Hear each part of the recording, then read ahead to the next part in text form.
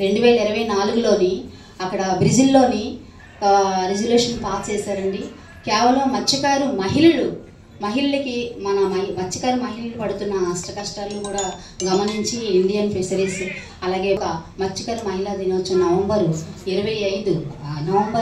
25 ఈరోజు మత్స్యకారు దినోత్సవంగా సెలబ్రేషన్ చేసుకోవడానికి WFP national fish workers forum union and CF2I వీళ్ళందరూ కలిసి ఈ రెజల్యూషన్ పాస్ చేస్తున్నారు. ప్రతి సంవత్సరం మత్స్యకార మహిళా దినోత్సవం నవంబర్ 5న జరగబోతుందండి. దీనివలన ఎందుకంటే ఎక్కువగా మహిళలకి జీవించే హక్కు లేదండి. సముద్రం తీరం కూడా మా హక్కు అనే చెప్పుకునే విధానం ఒకటి లేదు.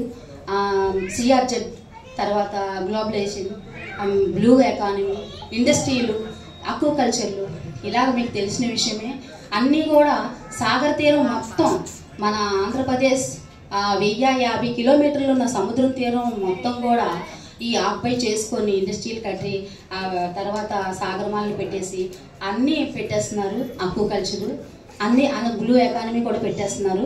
అందువలన దానిలో భాగంగా మత్స్యకారులకి జీవనోపాధి కోల్పోయే పరిస్థితి ఉంది. ఈరోజు మత్స్యకారులు ఒక చేపలు పట్టుకోవడానికి కూడా వీల్లేని పరిస్థితిలో ఉంది. ఎందుకంటే యాసిడ్ వాటర్, మెడిసిన్స్ వాటర్ అంతా కూడా సముద్రంలో కలిపేస్తున్నారు.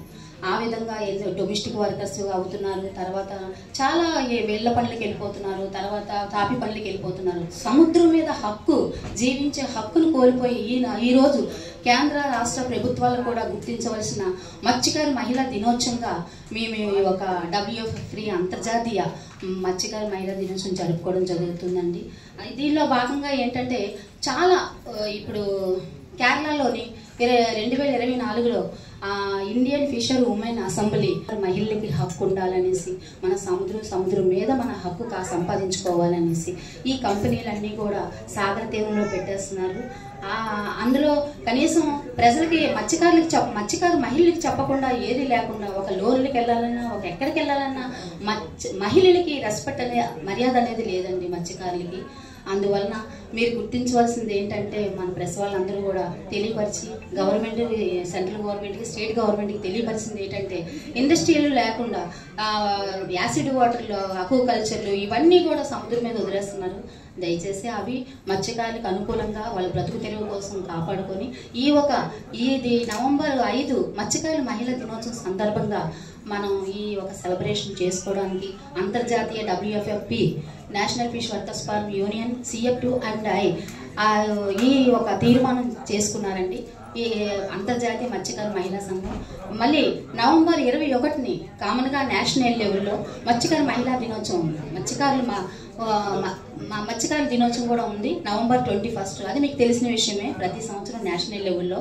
కానీ ఇది అంతర్జాతీయ లెవెల్లో ఇదే ఫస్ట్ టైము మన మహిళలకి. అది అక్కడ బ్రెజిల్లోని రిజర్వేషన్ పాస్ చేశారు WFP NFF national fish workers forum and CF2I. ఈ విధంగా ప్రతి సంవత్సరం చేసుకోవడానికి మన మత్స్యకారులకి సముద్రం మీద హక్కు ఉండాలండి. జీవించే హక్కు మాకు కావాలనేసి మా సముద్రం తీరం కూడా మాకు కావాలని మేము అడుగుతున్నాము. ఈ అవకాశం ఇచ్చిన మీ అందరికీ నా నమస్కారం. ఈరోజు మహిళలను వేరేగా పెట్టడానికి కారణం ఏంటంటే మెన్న వెళ్ళి సముద్రంలో వెళ్ళి ఫిష్ క్యాచ్ అయిన తర్వాత తగ్గిన ప్రాసెస్ అంతా కూడా అంటే డ్రై చేయటం అనండి, ఇక దాన్ని ఏంటి మార్కెటింగ్ మన వీధుల్లో చూస్తున్నాం వాళ్ళ తాలూకు కంట్రిబ్యూషన్ ఉంది. సో వాళ్ళని కూడా ఈ అనేక అంతర్జాతీయ ఫార్మ్స్లో కానీ భారతదేశం పరంగా దేశంలో కూడా వాళ్ళకి సరైన ప్రతినిధి అంటే రిప్రజెంటేషన్ లేదు ఉమెన్కి ఈ ఫిషర్ పోకును. కాబట్టి దానికోసం కూడా ఈ దినోత్సవాన్ని ముఖ్యంగా జరుపుకోవడం జరుగుతుంది.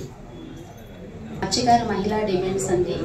తీర ప్రాంతాల లోతట్టు నది తీర ప్రాంతాల్లో మహిళలు చేపలు మా సార్ చెప్పారు చేపల మార్కెట్, కమ్యూనిటీ హాలు, వాణిజ్య నెట్వర్క్లు కూడా మాకు కావాలి. ఎండి చేపల తయారీలో సాంప్రదాయ పద్ధతిలో నిరీక్షించిన ఈ విధంగా మా డిమాండ్స్ అండి. గృహ ఆర్థిక వ్యవస్థలు కూడా మనం నిర్వహిస్తున్నాం. సామాజిక సంక్షేమ మరియు సంస్థలు బలోపేతం చేశారు. పురుషులు వేటకెళ్లిన సమయంలో పర్యావరణ వ్యవస్థ కాపాడే దిశగా పోరాటాలు కూడా మేము చేయాలనేసి ఆలోచించామండి.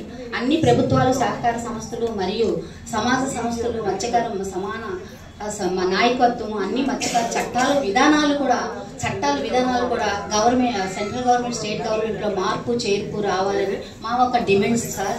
Thank you sir.